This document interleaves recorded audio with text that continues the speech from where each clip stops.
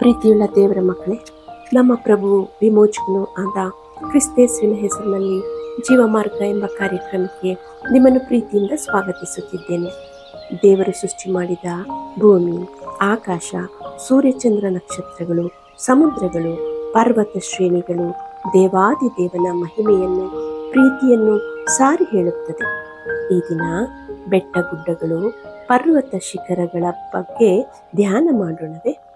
ಪ್ರಪಂಚದಲ್ಲಿ 106 ಪರ್ವತಗಳಿವೆ. ನಮ್ಮ ದೇಶದಲ್ಲಿ ಸಹ ಎವರೆಸ್ಟ್ ಪರ್ವತವನ್ನು ನಾವು ನೋಡುತ್ತೇವಲ್ಲವೇ? ಬೈಬಲ್ನಲ್ಲಿರುವ ಪರ್ವತಗಳು ದೇವರ ಉಪಸ್ಥಿತಿ, ಮಹಿಮೆ, ಶಕ್ತಿಯನ್ನು ತೋರಿಸುತ್ತದೆ. ಪರಲೋಕಕ್ಕೂ ಭೂಲೋಕಕ್ಕೂ ಮಧ್ಯವರ್ತಿಯಾಗಿ ನಿಂತಿದೆ. ಅಬ್ರಹಾಂ, ಮೋಶೆ, ಎಲಿಯಾ ಇವರುಗಳು ಪರ್ವತದ ಅನುಭವವನ್ನು ಕಂಡರು. ವಿಮೋಚನಾ ಕಾಂಡ 19:18 ದೇವರು ಬೆಂಕಿಯೊಳಗೆ ಸಿನಾಯಿ ಬೆಟ್ಟದ ಮೇಲಕ್ಕೆ ಇಳಿದು ಬಂದದ್ದರಿಂದ ಆ ಬೆಟ್ಟವೆಲ್ಲ ಹೊಗೆಯಿಂದ ಆವರಿಸಿಕೊಂಡಿತು ಎಂದು ನೋಡುತ್ತೇವೆ. ಮೋಶೆಗೆ ದಶಾಜ್ಞೆಗಳನ್ನು ಆ ಬೆಟ್ಟದ ಮೇಲೆಯೇ ದೇವರಿಂದ ಕೊಡಲ್ಪಟ್ಟಿತು. ಯೇಸು ಪ್ರಭು ಪ್ರಕಾಶ ರೂಪದಿಂದ ಕಾಣಿಸಿಕೊಂಡಿದ್ದು ಸಹ ಎತ್ತರವಾದ ಬೆಟ್ಟದ ಮೇಲೆಯೇ. ಎಲ್ಲ ವಿಶೇಷವಾದ ವಸ್ತುಗಳು ಬೆಟ್ಟದ ಮೇಲೆ ನಮಗೆ ದೊರೆಯುವುದು. ಉತ್ತಮ ಮರಗಳು, ಹಣ್ಣುಗಳು ಬೆಟ್ಟದ ತಪ್ಪಲಲ್ಲಿ ಬೆಳೆಯುವುದು. ಹಿಮ ಸುರಿದು ಮಂಜಾಗಿ ಪರ್ವತಗಳ ಮೇಲಿನಿಂದ ಕರಗಿ ಶುದ್ಧವಾದ ನೀರು ಹರಿದು ನದಿಯಾಗಿ ಓಡುವುದು. ಪರಿಶುದ್ಧವಾದ ಜೇನುತುಪ್ಪ ಸಹ ಸಿಗುವುದು. ಶ್ರೇಷ್ಠವಾದ ಕುರಿಗಳು, ಹಸುಗಳು ಆರೋಗ್ಯವಾಗಿ ಬೆಟ್ಟದ ತಪ್ಪಲಲ್ಲಿ ಹುಲ್ಲು ಮೇಯುತ್ತಿರುವುದು.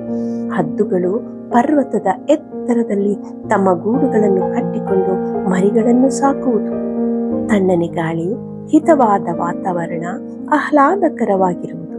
ಪರ್ವತಗಳು ಎಷ್ಟೇ ಚಂಡಮಾರುತ, ಬಿರುಗಾಳಿ, ಸಿಡಿಲು, ಗುಡುಗುಗಳಿಗೂ ತಲೆಬಾಗದೆ ಸ್ಥಿರವಾಗಿ ನಿಂತುಕೊಳ್ಳುವುದು. ಇಂದು ಆ ಬೆಟ್ಟಗುಡ್ಡಗಳು, ಪರ್ವತ ಶಿಖರಗಳು ಮಾನವನನ್ನು ನೋಡಿ ಪ್ರಶ್ನಿಸುತ್ತಿದೆ, ಎಲೈ ಮಾನವರೇ, ನಿಮ್ಮ ಜೀವನದಲ್ಲಿ ಬರುವ ಬಿರುಗಾಳಿಗೆ, ಕಷ್ಟಗಳಿಗೆ, ಶ್ರಮೆಗಳಿಗೆ ಭಯದಿಂದ ನಡುಗುತ್ತಾ ನಿರಾಶೆಯಿಂದಲೂ ದುಃಖದಿಂದಲೂ ಜೀವನ ಸಾಗಿಸುತ್ತಿದ್ದೀರಲ್ಲ, ನನ್ನನ್ನು ನೋಡಿರಿ. ಗಂಭೀರವಾಗಿ, ಮೌನವಾಗಿ, ಎತ್ತರವಾಗಿ ಬೆಳೆದು ನೈಸರ್ಗಿಕ ವಿಕೋಪಕ್ಕೆ ತಲೆಬಾಗದೆ ಸ್ಥಿರವಾಗಿ ನಿಂತಿದ್ದೇನೆ ಎಂದು ಹೇಳುತ್ತದೆ.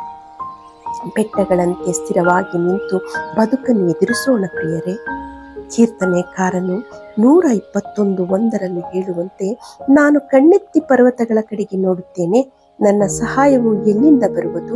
ಭೂಮಿ ಆಕಾಶಗಳನ್ನು ನಿರ್ಮಿಸಿದ ದೇವರಿಂದಲೇ ನನ್ನ ಸಹಾಯವು ಬರುತ್ತದೆ ಎಂದು ಹೇಳುತ್ತಾ ಈ ಕಾರ್ಯಕ್ರಮವನ್ನು ಮುಗಿಸೋಣ.